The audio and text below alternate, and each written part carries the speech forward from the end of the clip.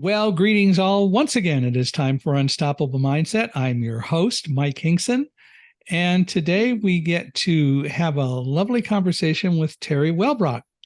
Teri has a great story to tell, and she talks about CPTSD and other things, and I'm anxious to learn about that, but just anxious to really get to know Teri better.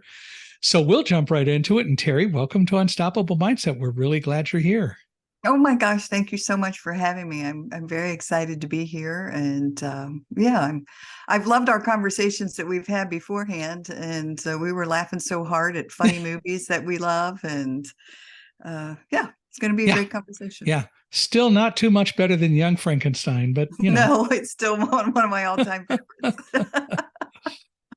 I have yet to find somebody who remembers though when I start to talk with them and I say Dr. Frankenstein, they don't say that's Frankenstein.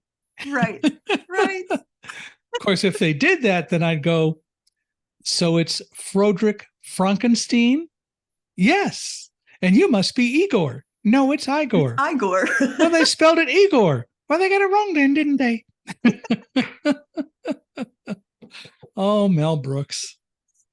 Yes. Oh my gosh. Again, I love Madeline Kahn. Madeline Kahn. Well, amazing. Madeline Kahn, Terry Cloris Garr. Leachman, Terry Garr, all of that crowd, Marty Feldman, Yes. Gene Wilder, all of them. What a group. Well, anyway, we're really glad you're here. And well, thanks. We can talk about them on another podcast and take a whole hour and have a lot of fun. Right, with it. Right. Anyway. Quote the whole movie. That's it. Yeah, we could just do it, I can take care of that hump. What hump? What hump? What hump?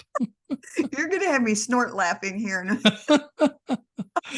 Well, tell us a little bit about kind of the earlier Teri, the young Teri and all that, how you started out and kind of stuff. Yeah, all that fun stuff. So when I stand on stages or with a microphone in my hand and give presentations, I say, I always start with my trauma story because I want to paint the picture of what I had gone through, but then I get to the happy and hopeful part. So my early life, my first 22 years of life were filled with horrific trauma. And I will gladly share. I don't have a problem sharing the not gory details, but just a quick painted picture. When I was 4, an intoxicated parent attempted to drown me and my sister in a bathtub.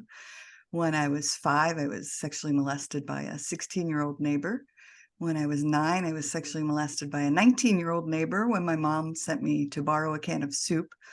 When I was 14, I was sexually accosted by a religious education director. I worked in the evenings for priests in our parish, and he was there in that evening. When I was 16, lost my virginity to date rape.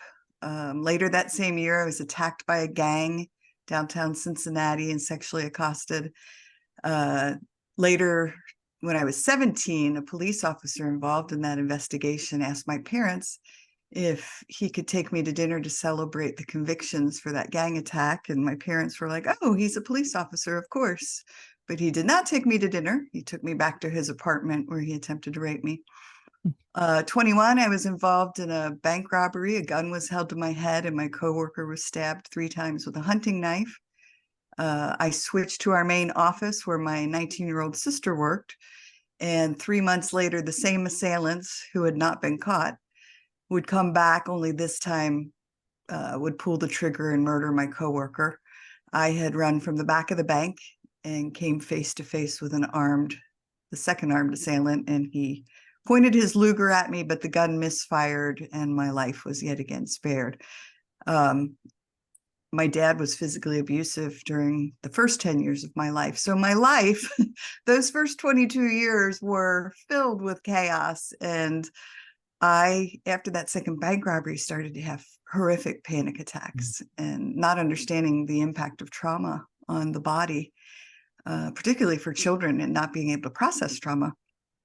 And so really spent the next 25 years trying to figure out how to survive and live in the destruction that had happened during those early years of my life. And then on 2013, stepped onto the healing path and everything changed. So that was it. Wow. And as I recall, your sister was actually at the desk where your coworker was killed, but she had just gone away for a break or something. Yes, she had just asked to go on break, and the gunman came in firing into the ceiling, and my sister dove under a desk. She was just walking away, and Mm. the young lady that was murdered was the one that took my sister's place on the teller line. Yeah. So, how has your sister coped with all that? We talk quite often about how did we come out okay. We say sane and then we giggle and laugh about it because there's those moments we don't feel so sane, but Yeah. neither of us are alcoholics. I mean, our mom was an alcoholic. Neither of us turned to drugs and alcohol to cope. We have both done a lot of therapy and a lot of healing work. um, I've done alternative healing like EFT tapping and mindfulness and meditation, and just a tremendous amount. If it comes across my radar, I'm going to give it a whirl and see if it helps me along my journey. So my sister is very similar. She's certainly done a tremendous amount of healing, and she is a phenomenal artist. And so she releases and processes a lot through her artistry, and it's just such a gift. Well, yeah, that's an awful lot for anyone to go through. And I'm sitting here kind of saying to myself, and all I had to do was to get out of the World Trade Center on September 11th. And my gosh, look at what you've done. It's not just been one time, but it's just been challenge after challenge. And you've obviously gone through it and been pretty successful. What really turned it around? I would say my degree is in psychology. So after the second bank robbery, got married, had kiddos, and I decided I really want to go back to school. I had gone for a year and a half and then dropped out at college. But this time I want to go and get my degree in psychology and understand. I still didn't understand trauma, still Mhm. didn't, that wasn't on the radar yet, but I wanted to understand. My mom had been through two bank robberies, and why was she handling it different? She didn't have panic attacks. What was going on? So I went back to school, got a degree in psychology, which eventually led me to work in a mental health agency and through the school systems. And I was working with some kiddos again back in 2012, 2013.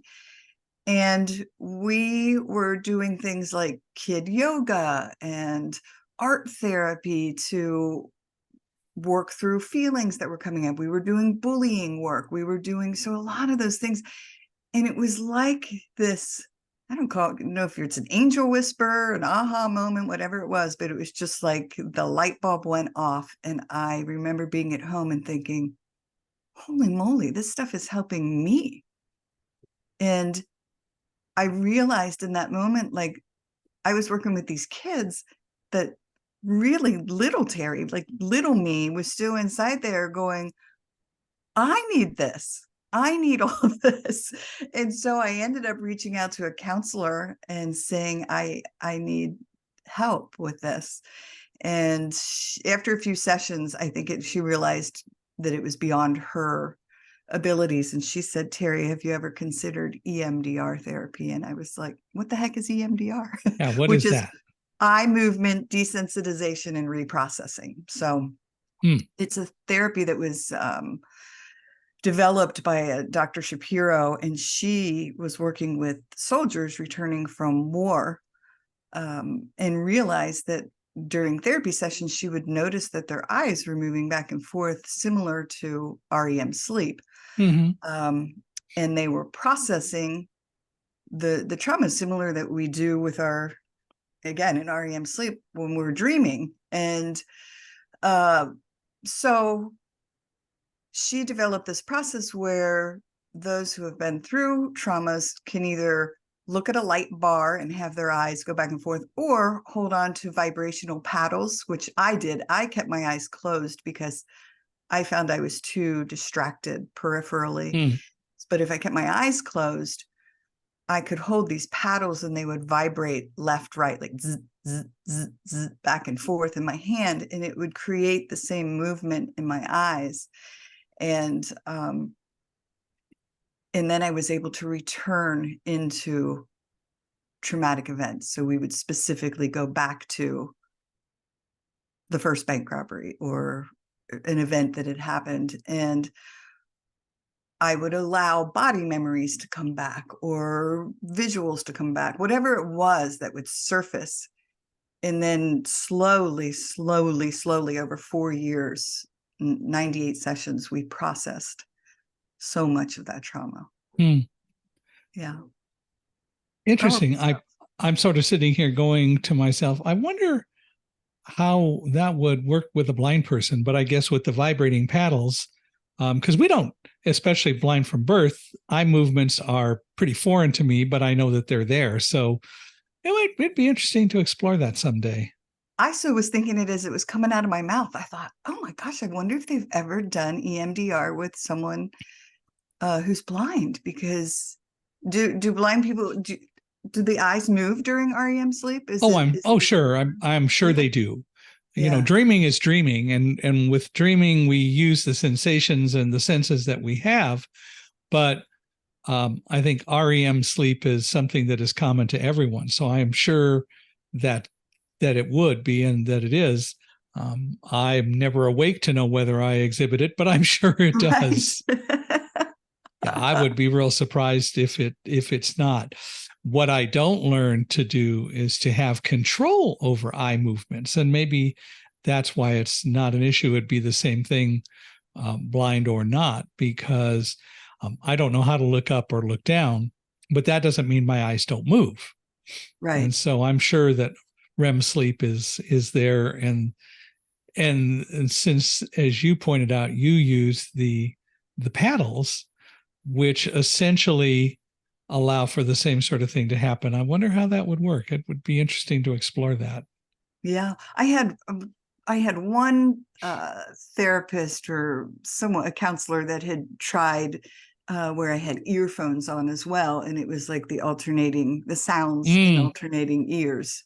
That just, again, it, for whatever reason, caused my eyes to go right, left, just those slight little movements. Yeah, but it doesn't take much to be noticed. So right, interesting. Right.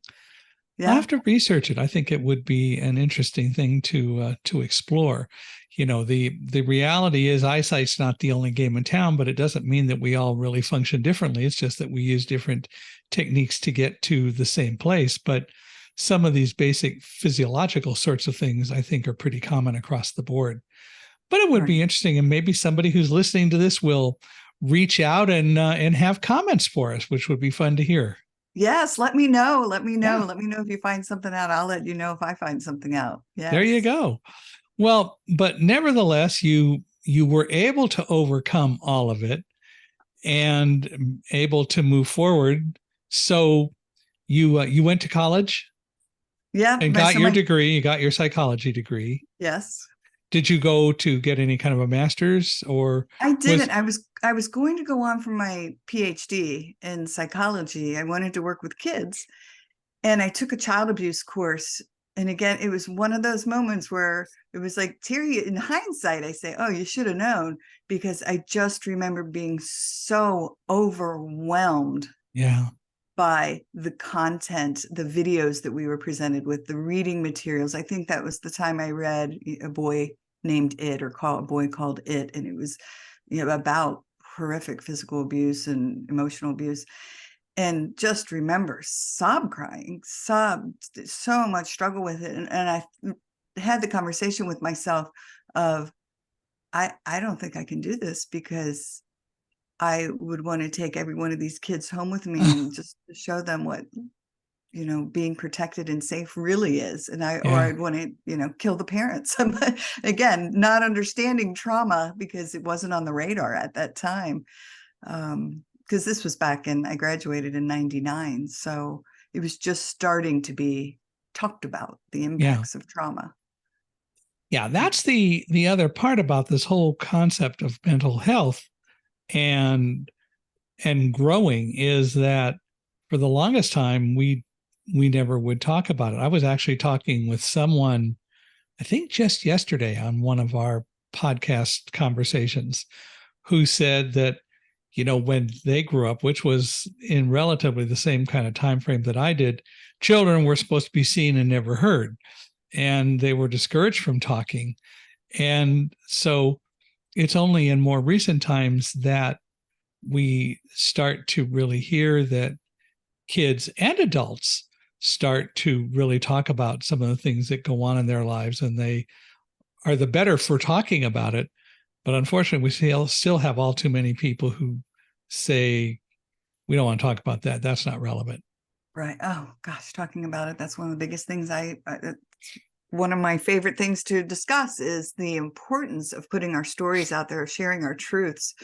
I know one of the things that I really study a lot now is ACEs, which are adverse childhood experiences, and the impact of ACEs on so many things in adult lives. If children go through and they are not given the opportunity to do their processing work, which is talking about their traumas or working through it, if they can't or don't want to talk about it, through other healing resources, such as tapping and there's other somatic healing resources. But ACEs have an incredibly profound effect on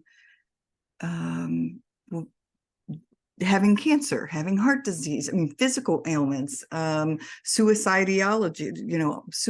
ideation, depression, anxiety, panic attacks, so the mental health portion of it, spiritual issues, early, sexual explorations. It has an incredibly profound effect on kids. And so, yes, it needs to be talked about 100%. And we discourage kids, although I think there are obviously things need to be monitored, but we discourage kids. We did and do discourage kids from really exploring and learning and being allowed to ask questions. Yeah. Way too much. And, my parents were really pretty good about it. They encouraged, especially me, I think, because my brother, who was 2 years older, was able to see, but for me especially, they were pretty incredible. They encouraged me to ask and to explore, and they allowed that. I'm sure they monitored and they watched, but they encouraged it, which was pretty cool.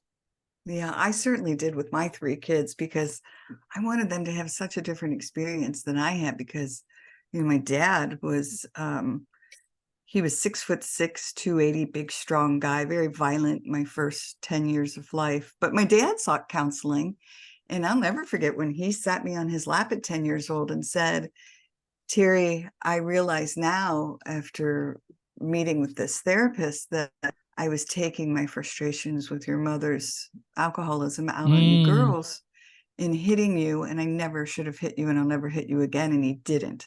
And so he did healing work, which was incredibly impactful on my life. I was just going to say that.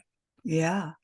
Yeah. To see him and to apologize to his kid. That was a huge lesson in forgiveness. Yeah. Which is a lot of work that I've done. I've done tremendous forgiveness work for all of my abusers, or the assailants that have crossed my path, for myself, and more so not for them, but for me. Well, you can't hold it in. You can't just sit there and hate. I met a person reasonably soon after September 11th. He had been a fireman, and he decided to join the New York Police Department because he wanted to kill all the terrorists that did everything or that might do anything to the United States. And I thought at the time, I appreciate your dedication, but that's a horrible reason to become a police officer. Right. We can't hate. And I never did hate the people who did what they did on September 11th. What I always thought was, you got what you deserved. You're not here anymore. And I'll bet you didn't get to go up to heaven and find 72 virgins waiting for you either. Right. I doubt that very seriously, and I am sure that's the case. But it wasn't a religious thing. It was a bunch of hoods, a bunch of thugs who decided they wanted to try to have their way with the world, and they used the name of religion to do it. But I know that that's not what the Islamic religion is all about. Yeah, I agree. I think it was radical. Sorry, I'm moving Max up onto my lap Are again. are we getting bored, Max? He was getting, I want to go run and bark at something. So Max is a schnoodle, part schnauzer, part poodle, for those who don't know, because that came out before we started talking on the recording, but that's what Max is. yeah, And Max wants to be my co-host or my co-guest right now, I think. Well, Max can, if Max has anything to say, it's okay, but he's got to speak up. Right. Right now he's just, I'm rocking him in my arms. He wanted down and then he decided, no, I want back up. So there was a moment where we were having a little bit of Now, what's the Labradoodle's name? that's Sammy. Sammy. She was a registered therapy dog. So we used to volunteer with kids in school when we lived in Ohio. And that was, it was so fulfilling, like just great soul work to be able to go into the schools. We worked through the counselor's office, and Sammy has a gift, as I'm sure you know. There's these dogs have a way of just connecting beyond words. Alamo doesn't know a stranger, although he does know he's got to focus on his job. But I'm sure that if he ever changed careers, he'd be a wonderful emotional support dog or a therapy dog. But he's great at what he does, and he even likes our kitty, so that works out well. Oh, good. And the kitty likes him, so it's fair. That's good. I keep joking and saying Sammy needs a cat. The rest of the family's not going along with me because Sammy, she's just the sweetest soul. Well, how old are the kids now?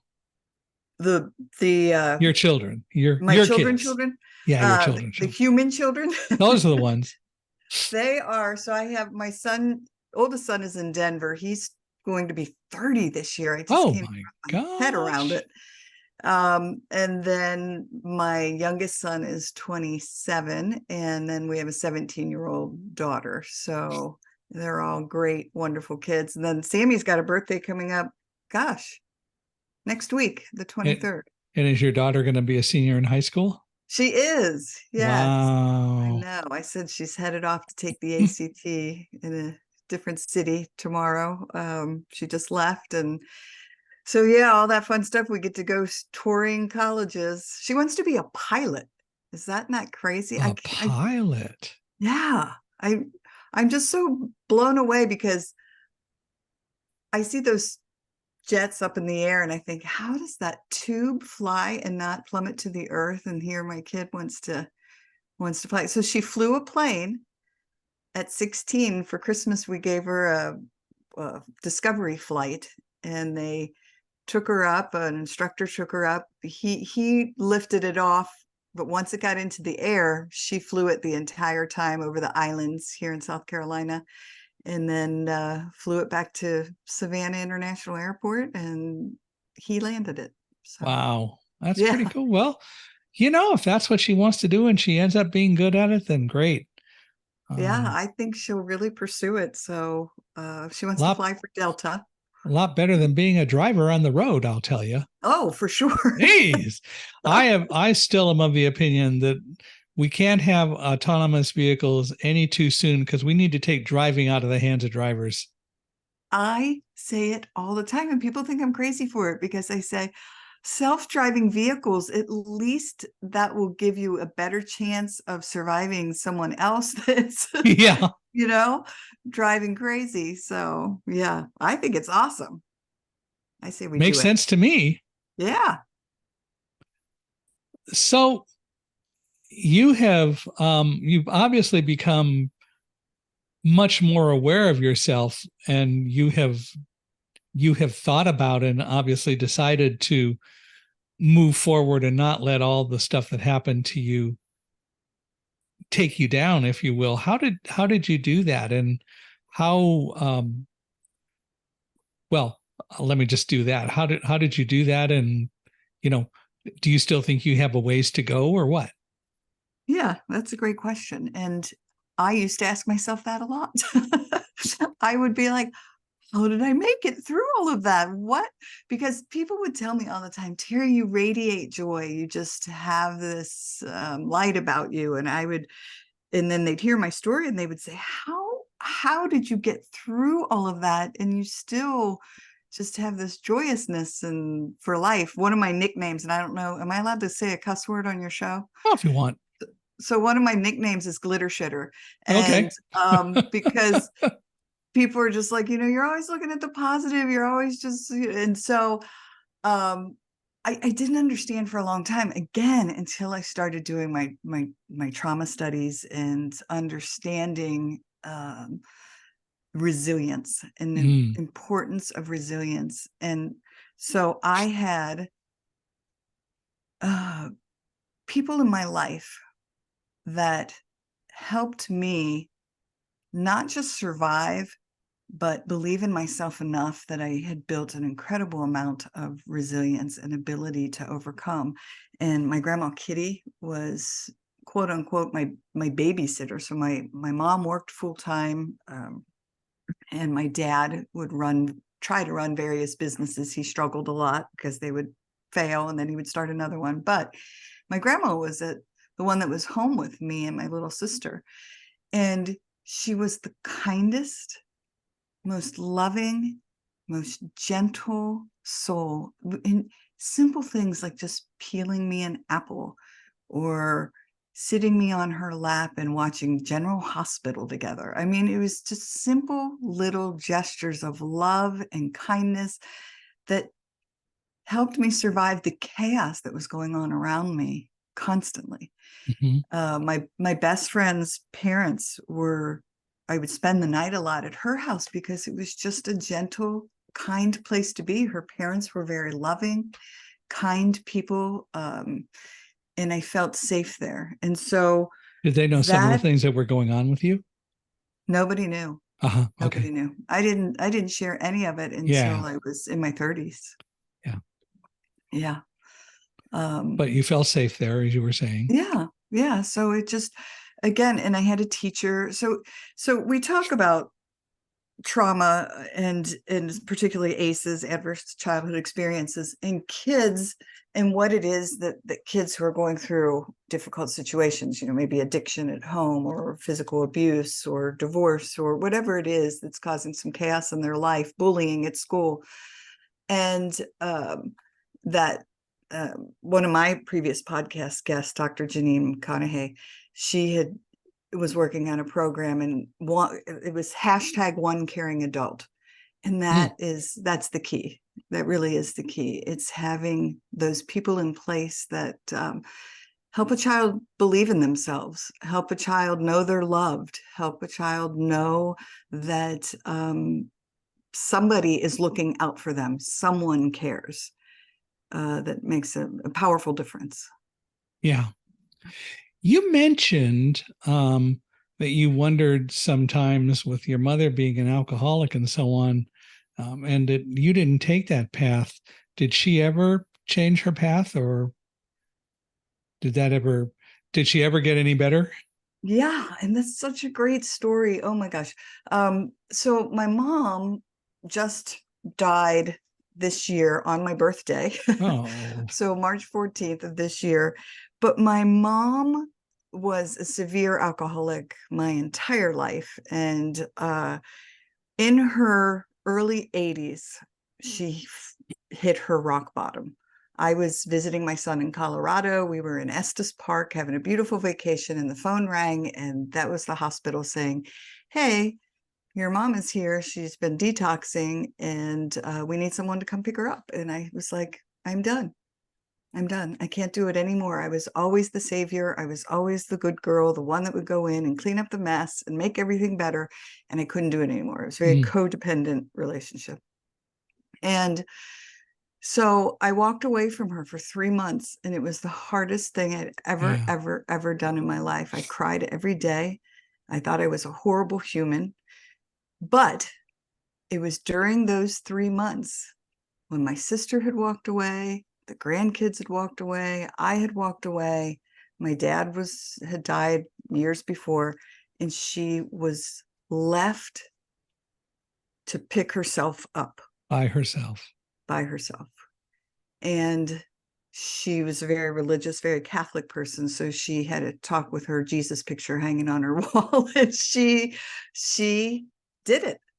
And she lived for almost 3 years sober. And she would talk about it, though. I had her on my show twice. We talked about the trauma. We talked about her journey, and she started to understand the role that alcohol played in helping her survive her own childhood trauma. And so I explained to her what childhood trauma was doing to her, and she finally started to share her horrors that she had lived with and hadn't told anyone in 80 something years. And it started to help her heal, and she wasn't needing to turn to alcohol as much. In the end, she was diagnosed with liver cancer and cirrhosis of the liver. So the alcohol had done its damage. And then she dove back into the bottle because she took that as God's way of saying, well, you got cancer and cirrhosis, so might as well just enjoy the booze. So she did. And it was the booze that ended up killing her. She fell and couldn't survive. She just had to go into hospice and just couldn't pull out of it that last time. So it is still sad. I know there are people that drink a lot, and I'm sure that it's mostly to hide or cover up things, but that's what they do. But I've never felt a need to do anything like that. For me, I got to work through it, whatever it is. Yeah, I'm the same. I didn't like that feeling. I mean, I certainly drank in high school. It was the 80s, and that was like the thing to do. And it was more of a party scene, social thing, but not a coping thing. And so it was very easy for me to step away from it and realize I don't drink now. It doesn't mean I can't. Yeah. I just choose not to. I will go Well, out to dinner and I have water. It's just what I do. I can have a drink every so often, and I will do it to be sociable. But it is weeks between a single drink if I have one, and I only do it because I'll just try it and do it tonight, and that's it. We lived up near Napa for a while, and so my wife and I would buy wine, and that was always fun. But again, never any excessive amount. So a glass of wine, which can be healthy, but I've just never found the need to drink. Although I do like to tease. I always tell everybody I know that I feel bad for people who don't drink, because when they get up in the morning, that's as good as they're going to feel for the rest of the day. I watch and listen to Dean Martin. I know these things. Right. Oh, Dean Martin. Yeah. But just, you really can't cover up whatever is going on. If you don't deal with it, then it's only going to hurt you. And I'm glad that at least for a while she was able to, and here it comes again, talk about it, which is what helped. Yes. Oh, for sure. And she was grateful for the opportunity that we were allowing her this space to. It really helped us all on our healing journeys because we gave her the space to talk about it and to say, not as an excuse of why she was drinking and why it was so difficult for us as children, but reasoning. Like we were at least able to take a step back from our pain and say, oh, now we get it. Now we understand. Again, not an excuse, doesn't excuse the behavior and things that had happened, but we were able to say, oh, okay. And kind of like just a real quick little segue, when I did my forgiveness work with the bank robber that had held the gun to my head and then later pulled the trigger and murdered Marcia Berger, I remember doing healing work with him after he had died in prison. And I wrote him a letter of forgiveness. But what I thought to myself was, he and I were both born these innocent little creatures, these little babies. And it was just somewhere along his journey, he chose to go down a path that would eventually cross mine, but his path was filled with choices of drugs and booze and Yeah. horrors and murder and the bad things that he chose to do, and mine wasn't. But in looking at him as like this little being, this little light that came into the world, that's how I was able to do my forgiveness work with him. Again, it didn't excuse his behaviors, but I was able to say, I don't know his trauma history. I don't know what his life was like. I don't know the horrors that he had maybe endured. Yes, he made very poor choices, but I don't know his story. So it really helped me to be able to let him go. But at the same time, there's only so much that you can do, because the bottom line is he did make choices. He did do what he did. And you can't and aren't going to fix everything yourself. People need to learn to do that for themselves. And it's too bad that the bank robber person didn't do that. Right. But look at you, you came out of it. And I think it's absolutely appropriate to forgive him for what he did. It doesn't condone it. But again, holding grudges doesn't help either. No, that's a heavy negativity to carry around. And Mm-hmm.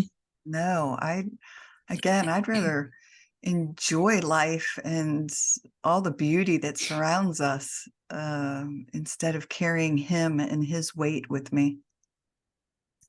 Did you, uh, well, I'll ask the first part of the question this way. So, when did you and your mom, or when did you decide that you and your mom could be friends? No, she's so cute. I miss her so much every day. It was after those 3 months Mm-hmm. when I had walked away from her, and my phone would ring on occasion and I wouldn't answer because I was just done. And I knew it was her, and it was in the evening. So I knew she had probably been drinking. And one evening, my phone rang. And for whatever reason, again, I call them angel whispers, Mm-hmm. but something said, go ahead and answer it. And I did. And it was her. And she said, her nickname for me was TT. Hi, TT. Hey, I dropped something behind my dresser and I can't get it. And I've been trying and trying and trying. And I said, Mom, do you need me to come help you get it out from there? And she said, that would be wonderful. And I said, all right, I'll be right down. Hopped in my car, went down, got it out. And then I sat on her couch and she proceeded to tell me, I've been seeing 2 therapists. We've been talking about everything I went through in my childhood. I'm not drinking anymore. And I said, oh my gosh, for the first time in her life, she's trying. Yeah. And that was the moment that I said, okay, even if she fails, even if she falls flat off on her face off that wagon, she is trying. And that was it. Like right there, that told me that she cared enough about herself, about us, to try. Yeah. Yeah. And that was a good start. Unfortunately, something else came along that diverted her, and it's too bad that she allowed that to happen. But again, it's a choice. And Yeah. I think I know when I think about my life, and I spend a fair amount of time thinking about my life. And one of the things that I think about a lot is all the choices that got me to where I am. And I know what the choices are that I made that led to me being where I am and in the circumstances I am in. I know the positive ones and the negative ones, and I enjoy my life. I enjoy me. I know that there are things that if I had done them differently, might have left me with more money after my wife passed away, after being married 40 years. But it's all about, we really should understand the choices that we make, and it's important to think about that as much as we can and use that to help ourselves grow. Oh, definitely. And I remember my mom saying that to me. She came down here to Hilton Head after we had moved and stayed for a week, and her talking about that exact thing, about not realizing that even in 84, 85, whatever she was at that time, I think she was 85 when she was here, how she was still learning and being able to grow. And I just think that's the coolest thing in the world, that Yeah. he was this 80-something-year-old who was willing to do the hard work. She was willing to do the healing work. And so that's why one of my favorite hashtags long before any of this happened was always hashtag never give up, because that was my motto in life. Never give up, like just keep going, get back up again. And here she was in her 80s doing it. And I personally hope I'm always a student. If I suddenly decide I'm not learning anything, I don't need to learn anything else, and I'm the worst for it. I was going to say the badder for it. That won't work. I'm the worst for it. Right, right. No, I love learning. Again, if it comes across my radar, especially in trauma recovery, I'm like, ooh, let's try it. Let's see Yeah. what this does. You mentioned tapping before. What is that? So EFT, or emotional freedom technique, and that's been used, that comes up a lot in trauma recovery conversations. And it's a very, what I call, non-invasive, meaning you don't necessarily have to go back to a traumatic event. So you can say, like, one of the remnants of mine was a fear of open spaces, because during that second bank robbery, I was trapped behind a house with an armed gunman to my right. I didn't know his gun was misfiring, and an armed gunman to my left who was firing his gun at police officers in a parking lot. And so I had to choose between death and death, like, which direction do I Yeah. run? And I was out in the open. So it was, again, a fear of like being trapped in open Yeah. spaces. And I so lost my train of thought with that. Well, I was asking about tapping, but go ahead. Oh yeah. Yeah. So we would go, thank you for redirecting me.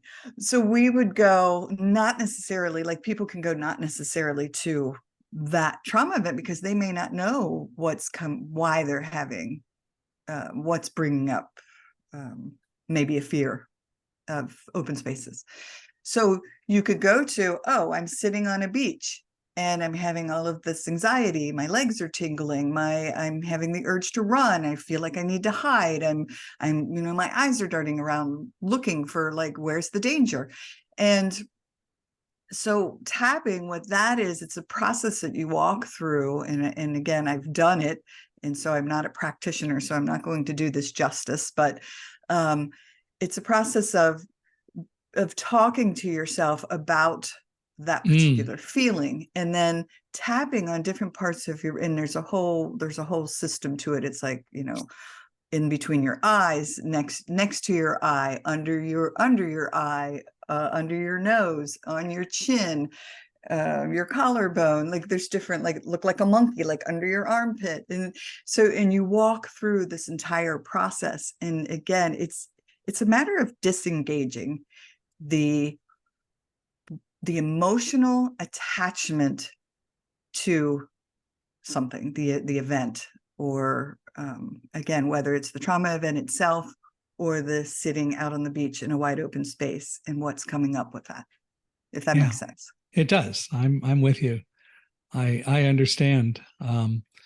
It is fascinating, and it's fascinating, all the different techniques that are developed. Some work better with some people than others, but we're doing so much to try to get people more engaged, and I hope that people will do more of it, because it helps a lot.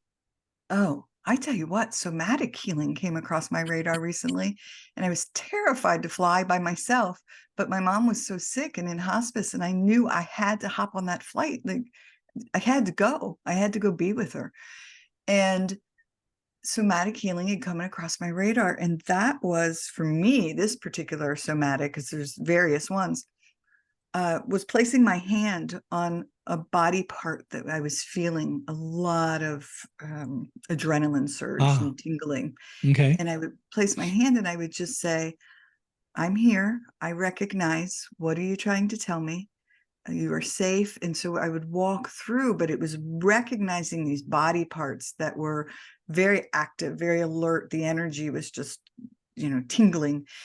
And did it when I got onto that flight, and I could feel my right arm, just for whatever reason, my right arm was just on fire, like with energy. And I just was very gentle with myself, and just talked myself through it, and was with me and with the sensations. And then they just dissipated. Mm-hmm. And if they started to arise again, I just put my hand back on and say, it's okay. I'm here Yeah. with you. What do you Relax. need? What do you Yeah. need? And now I mean, I had to go back and forth from my mom quite a bit. And now I'm just like a regular old traveler, hop on that flight and go. There you are. And it worked. So it was awesome. But again, I love what you say. There's so many different modalities, and some work some days, but fill that toolbox, people. Fill that toolbox. Yeah, that's what it's about. I mentioned and asked you about your mom being your friend and if you guys got to be friends. Tell me more about what you think about friendship and connecting with other people and soul connections and so on. Yeah, that goes back to what we were talking about before of sharing our truths, authenticity, which I think you are certainly an incredibly authentic person. What you come across, there's just this soul connection that happens when you just meet that person that's authentic. And I certainly put my truths out there and try to be like, hey, this is me. This is what you get. And there's incredible power in being brave enough to be vulnerable, to be brave enough to put our truths out there and say, this is what's happened to me, or this is what I believe, or this is who I am.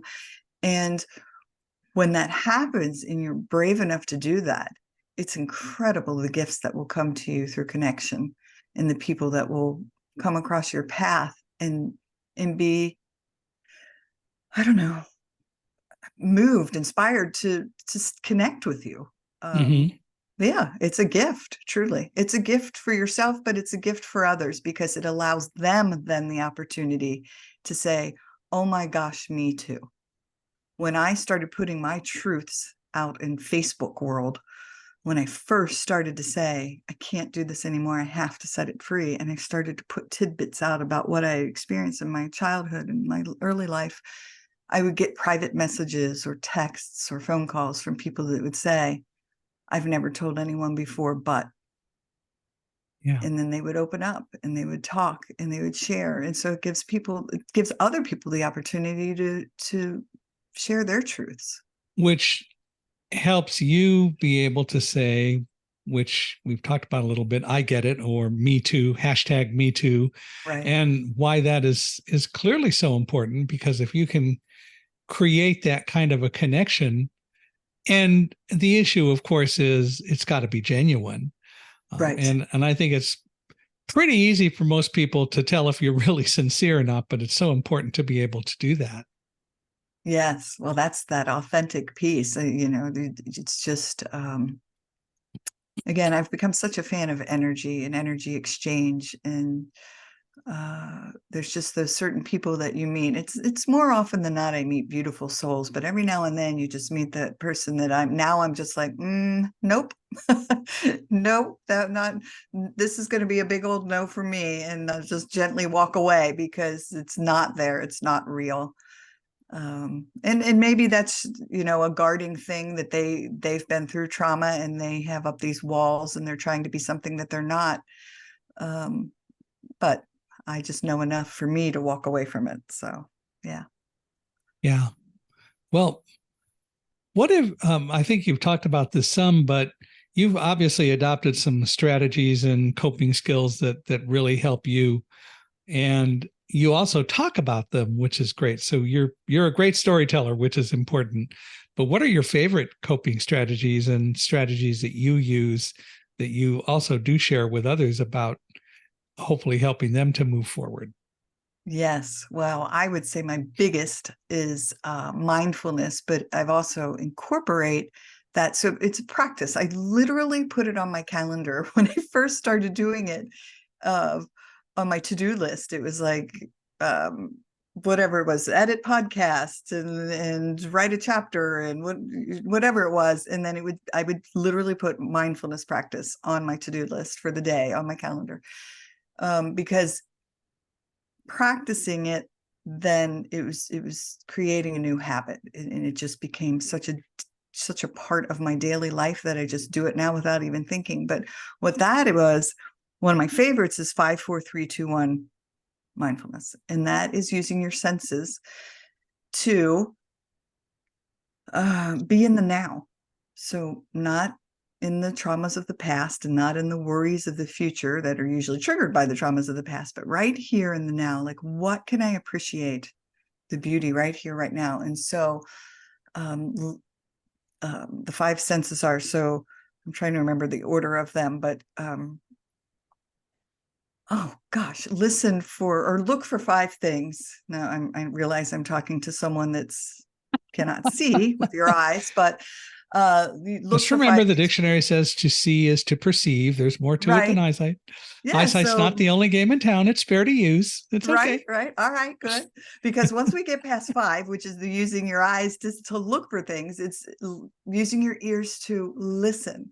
And that one I love. That's my favorite. So it's sitting very quiet and really closing my eyes and trying to find the bird that's the farthest away and see how far I can stretch my ears to hear something or listen to what's truly going on. Oh, I hear someone is mowing their grass, however many streets away, and I Yeah. hear a dog barking.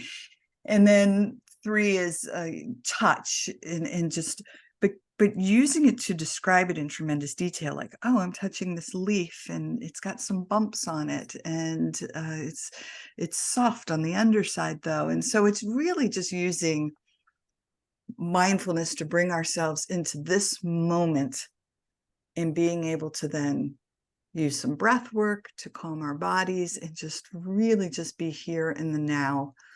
Nature, I use nature baths a lot. And so I incorporate all of that together. I mean, those are 3 things right there: mindfulness, nature bath, and the other one that just flew out of my head. But those are 3 of my favorites. Nature is very healing for me. I do have a story to tell you that's very powerful.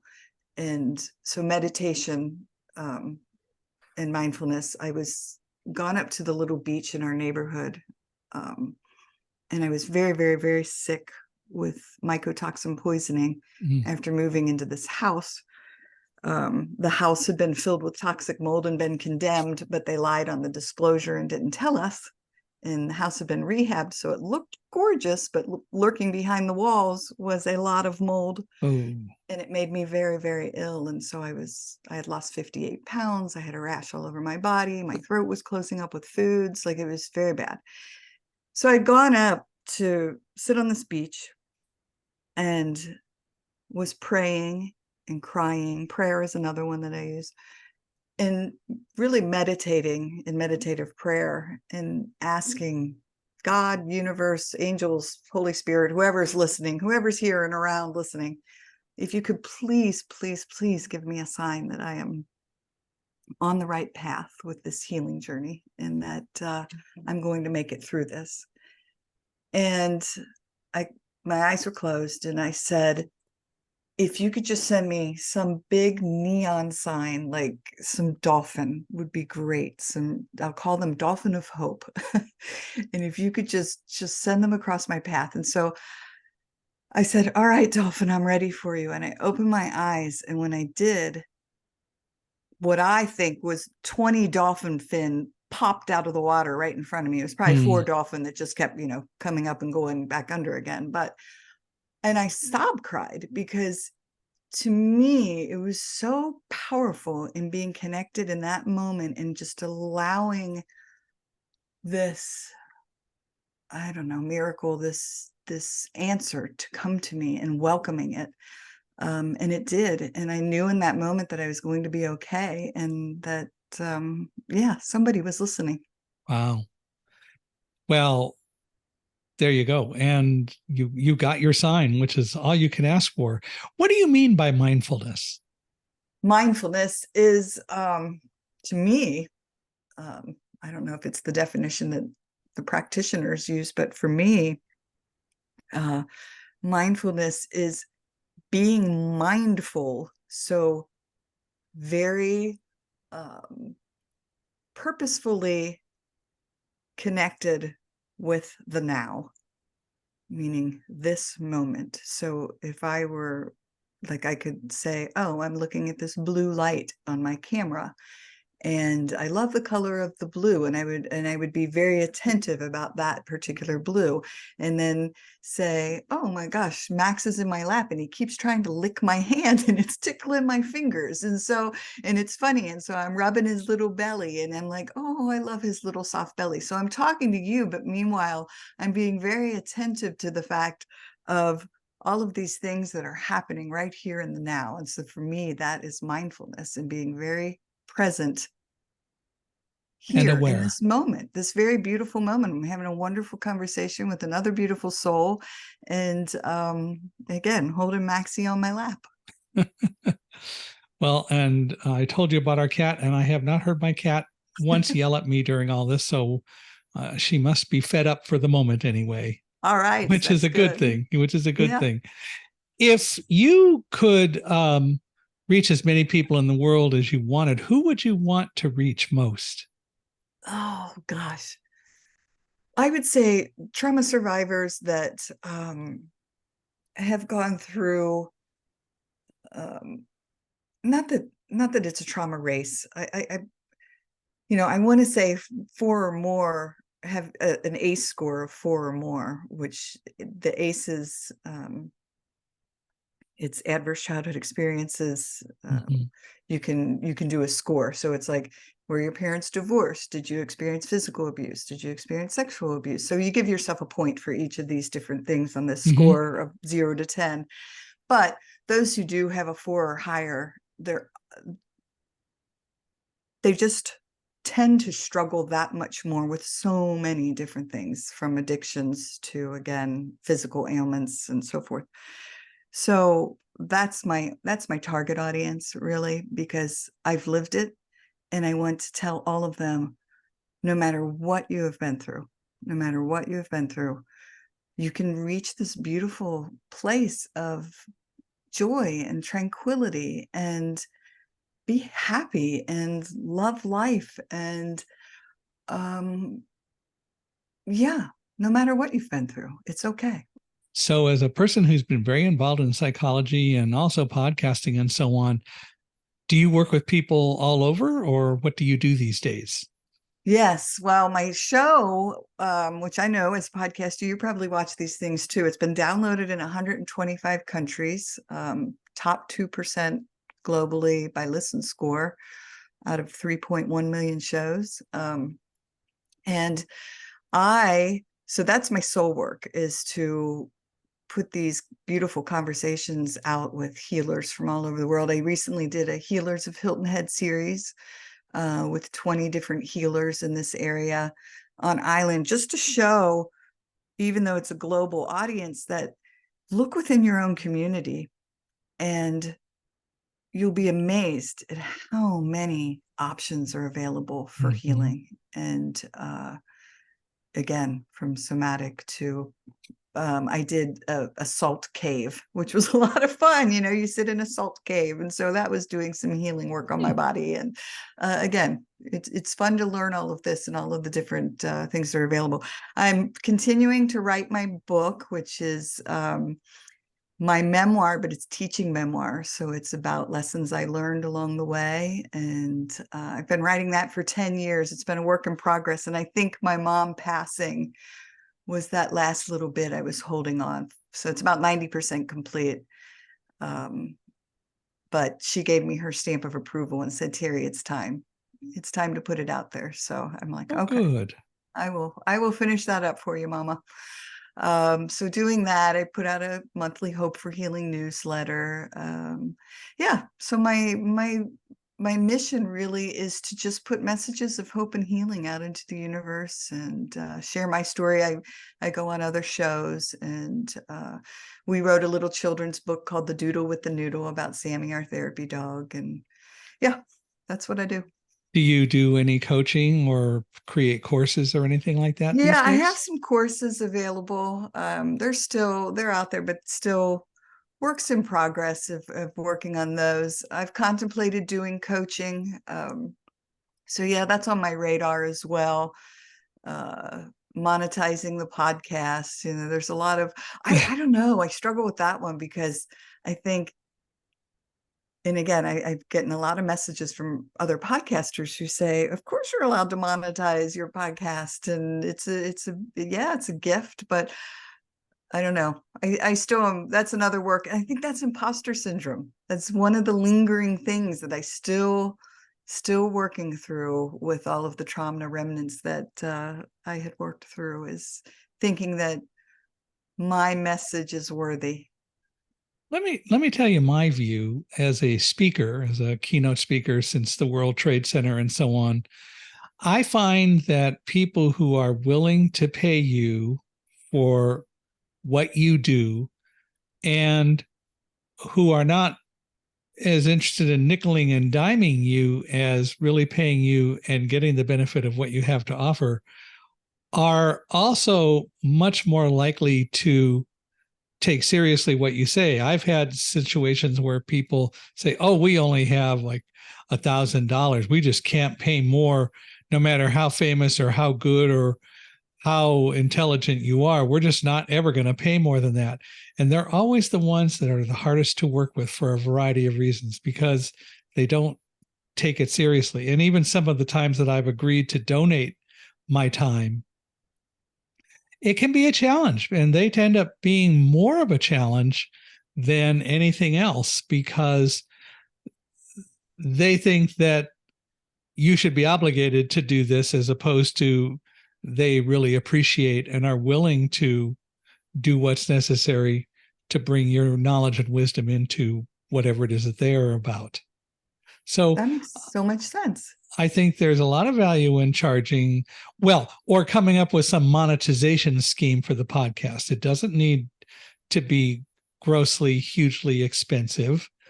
Um, a person who does a podcast for primarily about blindness and blind people, a gentleman in New Zealand named Jonathan Mosen, has a podcast called Living Blindfully. And what he created was a subscription. And if you don't subscribe, then you might get a podcast. You can actually get the podcast on a Wednesday. But if you want to get it earlier, then you subscribe by donating 99 cents or $1 or $5 or whatever you choose. And I think he has a minimum for the year. It's not expensive or anything, but then you get the podcast the Sunday before everybody else does, which Oh, was that's clever, cool. which is pretty clever. So Yeah. you might, something to think about. I did. Fractured Atlas is a sponsor, and um, it's a fiscal sponsorship, and you have to apply for it. Well, the Healing Place podcast was accepted into it, and so it helps with fundraising and all of that. And so I did a fundraising campaign for the show because I said, hey, I pay for this out of pocket. I've been doing Mm-hmm. it 5 years. It's not just a fluke that I'm out here doing this. And I was able to raise about $4,000, which was awesome because I bought a new, nicer microphone, a nicer camera, a laptop. And so I was Yep. able to do some things to help make it that much better. See, there you go. Well, Yeah. if people want to reach out and find you, how do they do that? They can connect through my website, which is teriwellbrock.com, and it's Can you spell? Yeah, go Yep, ahead. TERI, just one R, WELLBROCK. I always want to do the little rock symbol in it, like ROCK. ROCK.com. .com. Dot Exactly. Exactly. com. Yes. Yeah. And then the Healing Place podcast you can find on Spotify and Apple and all your favorite audio outlets and YouTube. So there you go. Well, cool. Well, I hope people will reach out.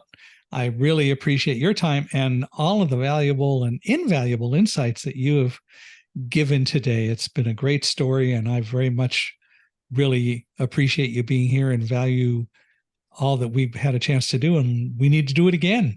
Oh, for sure. It's just been such a joy. Again, I love you and your energy. And I appreciate you welcoming me into your space. So thank you for allowing me the opportunity to share my story.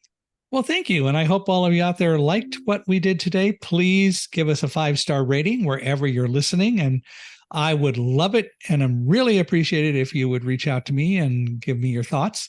Feel free to email me at michaelhi@accessibe.com. That's Michael, Michaelhi at accessibe, accessibe.com, or go to our podcast page, www.michaelhingson.com/podcast. And Michael Hingson, of course, is michaelhingson.com/podcast. But we'd love to hear from you. We value it. If you know anyone else who ought to come on Unstoppable Mindset, please let us know or give us an introduction. Teri, same for you. We would really appreciate any people that you can think of who we ought to have on. And again, I just want to thank you for being with us today, and let's do it again soon. Absolutely. Thank you. Thank you. Sending big hugs your way.